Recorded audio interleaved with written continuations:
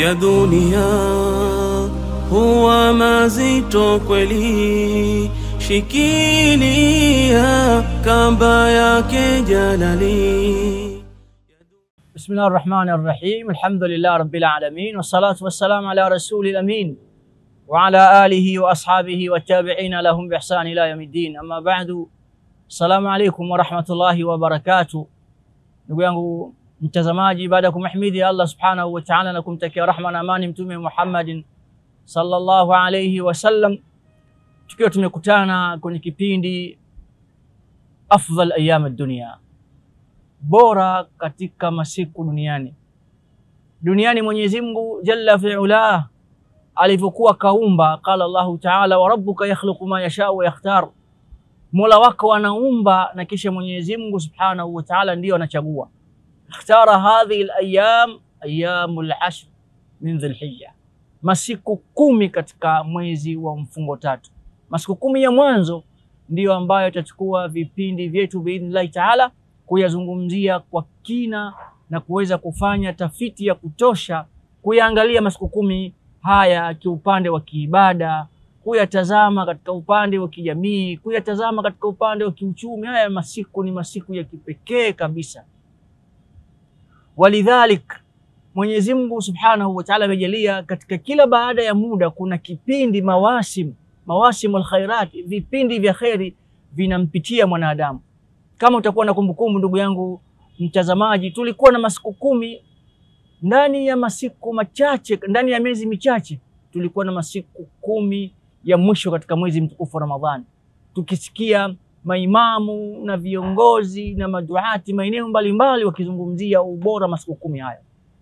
Baada ya hapo tukazungumzia masiku 6 min Shawwal, na sasa hivi tunazungumzia masiku ambayo ni masiku ya kipekee kabisa, 10 ayyam min Dhul-Hijja, masiku 10 ya katika mwezi wa mfungo tatu.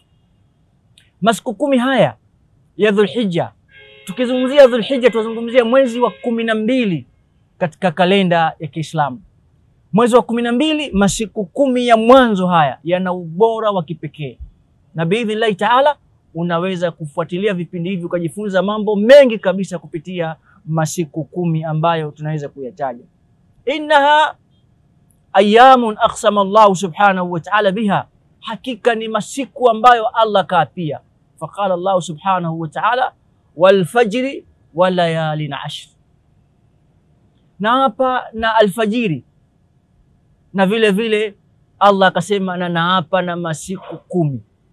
Na hapa kuna waliosema alfajru ni baada ya kuonekana kuna kiza cha dhulma, ukatili, bimaana dhulma imeondoka, kiza kimeondoka, kumeingia alfajiri.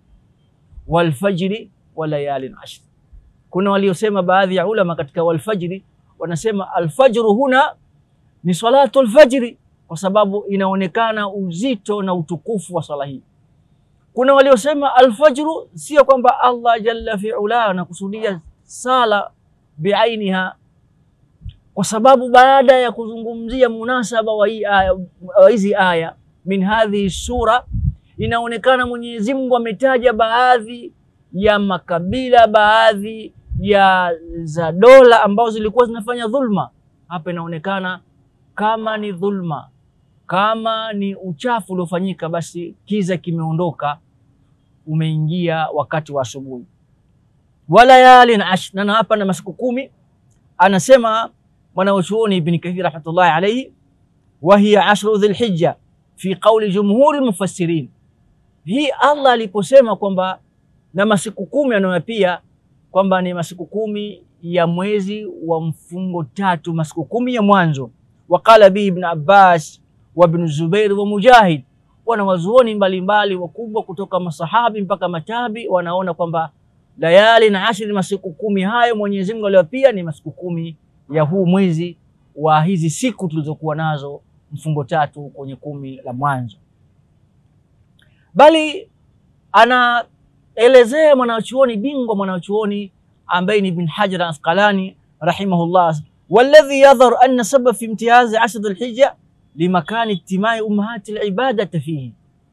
Anasema Ibn Hajar mpaka Allah jalla jalalu kuwa pia masiku 10 haya ni kwa sababu ndani yake kumekusanyika ummahatul ibadat, mama ibada zile nzito zimekusanyika ndani ya masiku 10 haya, wa hiya salah wasiyam wasadaqa walhajj wala yata'atta dhalika fi ghairihi. Fathul Bari hasema ndani yake kumekusanyika sala, kumekusanyika funga, kumekusanyika sadaka walhajj na mengineyo na kuchinja na mengineyo. Asema wala yata'atta dhalika fi ghairihi, haya kusanyiki hayo katika miezi mingine.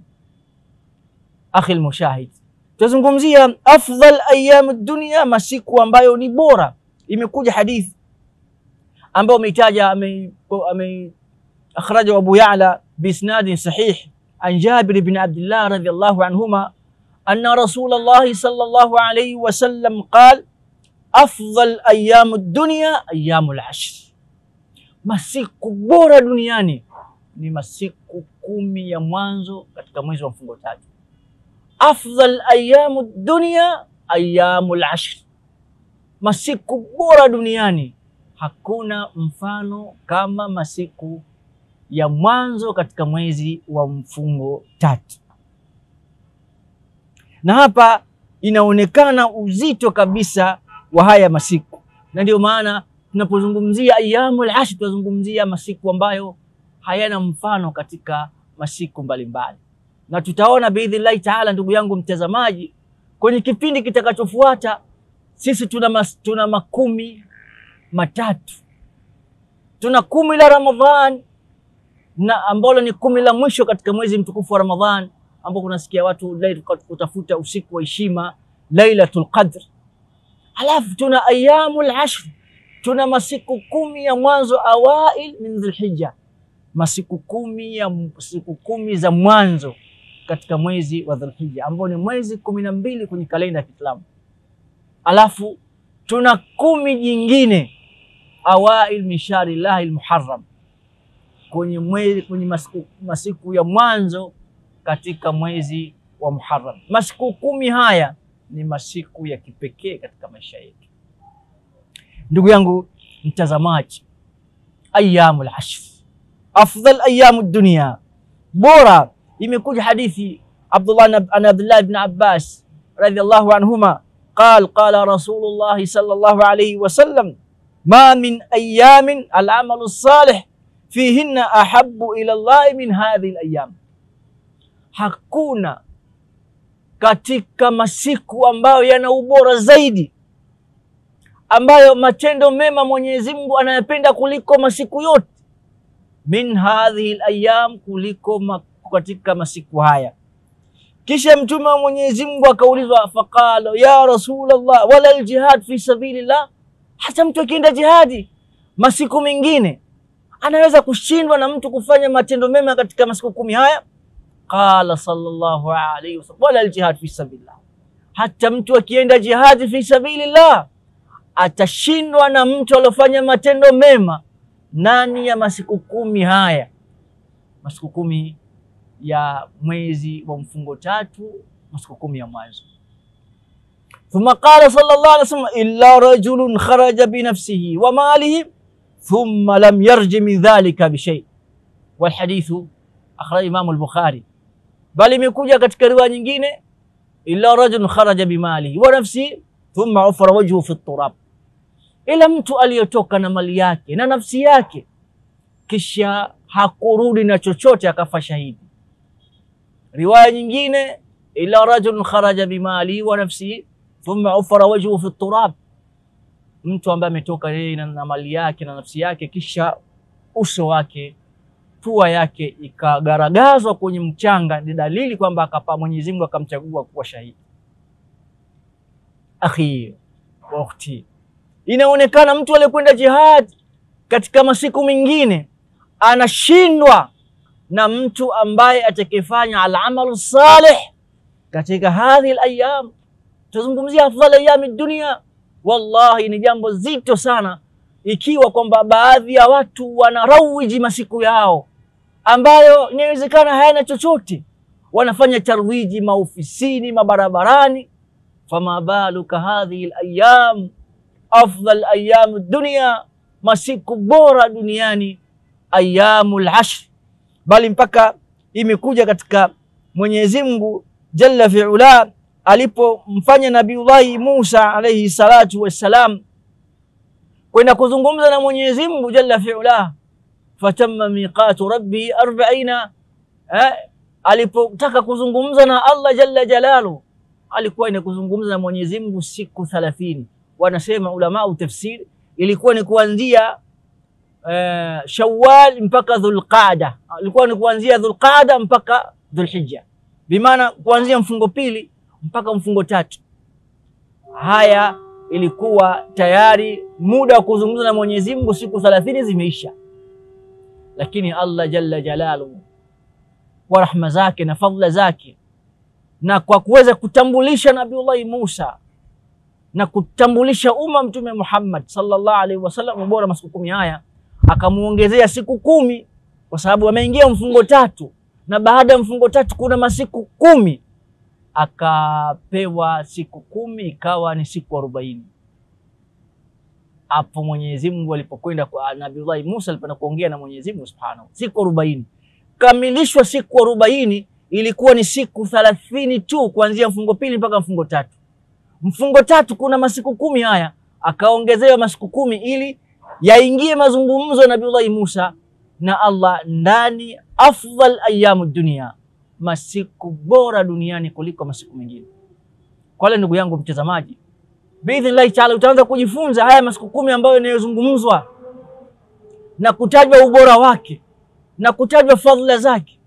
Vitu gani ambavyo watakiwa uvifanye ambao vinakuwa na malipo makubwa mja kuweza kuyafanya na kuweza kujikurubisha mbele ya Allah jalla jalalu, ili iwe ni sababu ya muda wake kuutumia vizuri na kuweza kupata malipo makubwa mbele ya Allah jalla jalalu. Imekuja aya mbalimbali za kuonyesha ubora wa haya masiku, mpaka Mwenyezi Mungu amesema ni ayyama ma'lumat, masiku special.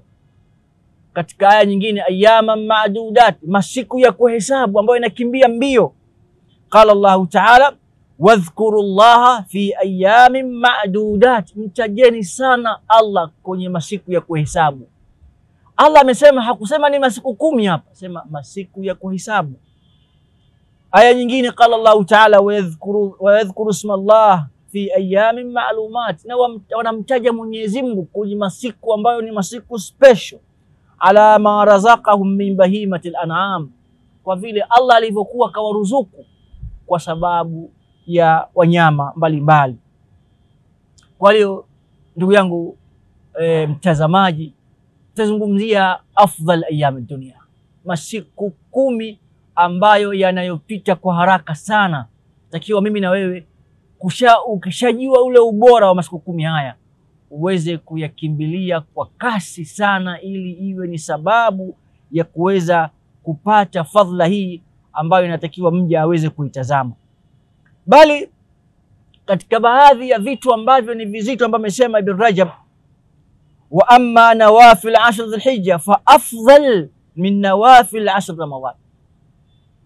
Hapa kuweza kuzungumzia ubora wa sunna itakayofanyika katika masiku 10 haya, yanashinda masiku 10 mengine, yanashinda ayyamud dunya wal fajri wa layalin 10. Vyangu mtazamaji, kipindi kitakachofuata tutazungumzia sisi hatuna 11 la mwezi wa mfungo tatu la mwanzo, la tuna 10 la Ramadhani ambalo Mtume wa Mwenyezi Mungu kataja hadithi nyingi sana kuonyesha ubora wa 10 lile, lakini tuna 10 la mfungo 4. Haya biidhnillah taala tutakuja kuyapambanisha 10 haya tuweze kutoa lipi 10 bora kuliko yote, na hapa ndio utaona kwamba kweli kuna haja kubwa sana ya kuweza kujipambania. Lakini vile vile, mbona 10 la Ramadhani watu wengi sana wanajipinda kuliko 10 mengine? 10 la mfungo tatu halina watu wengi sana. 10 la Muharram halina watu wengi sana kuweza kulifanyia kazi kuliko 10 la Ramadhani. Tunaweza kutaja pia kulikuwa na hikima gani kubwa sana ya sisi kujituma sana kwenye 10 la Ramadhani na tukasahau 10 la Dhulhijja, nalo pia ni katika 10 bora, nao ni katika masiku bora, bali inawezekana ni masiku bora kuliko 10 yote duniani. Ibn Rajab al-Hanbali kwenye kitabu chake Lataif al-Maarif amekuja kufanya mukarana, kuoanisha na kushindanisha haya 10 matatu: 10 la mwezi mtukufu wa Ramadhani la mwisho, na 10 la Dhulhijja katika masiku yake ya mwanzo, na Muharram kwenye 10 lake la mwanzo. Yapi bora? Hayo tutakuja kukuta kwenye kipindi chetu biidhnillah taala, na tutatoka na kauli yenye nguvu ya kuweza kukuambia lipi na ubora zaidi, lakini kwa nini limekosa bahati. Haya utaweza kuja kuyatazama kwenye kipindi kitakachofuata. Ndugu yangu mtazamaji, Mwenyezi Mungu amejalia kila baada ya muda kuna vipindi vya msimu vinapita, basi fata'arradhu linafhatillah, jitume kwa ajili ya kutafuta radhi za Allah. Nimalizie kipindi kwa kusema mara nyingi sana hata wafanya biashara, ikiingia kipindi maalum, mtu anaweza kaacha mali yake, akaacha familia yake kwa ajili ya kwenda kutafuta dunia. Je, sisi kwa vipindi kama hivi na masiku kama haya ambayo Mwenyezi Mungu ametuletea, kwa nini tusiache yale ambayo tumeyazoea tukaweza kujipinda na kutafuta radhi za Allah subhanahu wa ta'ala? Tukutane kwenye kipindi kijacho. Ila liqa. Assalamu alaykum warahmatullahi wabarakatuh. Ya dunia huwa mazito kweli, shikilia kamba yake jalali.